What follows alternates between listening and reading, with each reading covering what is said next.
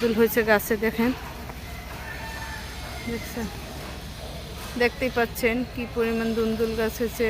এই সামনে একটা এই যে আতাফল গাছ আছে, এই যে দেখেন আতাফল হয়েছে গাছে। এই যে কত বড় বাসার সামনে আতাফল গাছটা।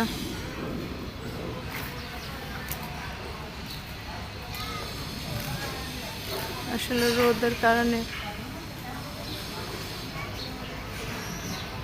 এখানে থাকতে আগে ছাদে প্রতিদিন ওঠা হইতো, একদম নদীর পাড়ে। গাছগুলো দেখেন কি সুন্দর,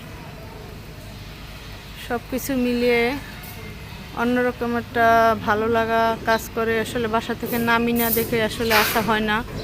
একদম নদীর পাড়েই ঝড় বৃষ্টি বন্যা বাদলে হলে তো বুঝতেই পারেন কি অবস্থা। এই আতাফল গাছটা দেখেন কত সুন্দর, আতাফল হয়ে ভরে আছে গাছটা। তো এতটুকুই আর কি আপনাদের সামনে শেয়ার করলাম। অনেক দিন পর যেহেতু বের হইলাম, এই সাইডটা আসা হয় না সহজে, কাজ থাকলে ওই দিক দিয়ে বের হই, ওই দিক দিয়ে চলে যাই। এই যে বাবুল ভাই, তো কি পারবেন বাবুল ভাই? দুন্দল দাঁড়ান, আপনার একটু দেখাই দিই। এটা হচ্ছে আমাদের এই বাসায় আর কি। দাঁড়ান বাবুল ভাই, আমরা বাবুল ভাই বলে ডাকি।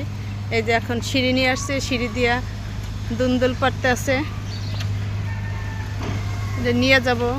দুন্দল পেরে আজকে গাছ থেকে একদম সার ছাড়া রান্না করব।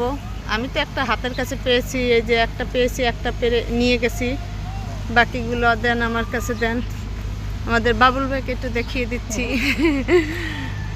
এই যে ভিডিওটা, মানুষ বলে ভিডিও মানে কোথা থেকে করব, কি করব না করব। আরে ভাই, ভিডিও করতে জানলে ভিডিওর অভাব আছে? আমরা না মেয়ে মানুষ, নামতে পারি না, সেজন্য ভিডিও করতে পারি না। ধরেন এই যে আমার আপাকে নিয়ে আসলাম। আপা, কেমন লাগে আপনার আজকে গাছের টাটকা টাটকা সবজি খেতে? খুবই ভালো লাগে। তাকাইয়ে বলেন তো। সে আবার সবজি প্রিয়, গাছ মানে প্রিয় মানুষ, তো তার একটা খবর দিলাম যে আসেন একটু যাই বাসার ওই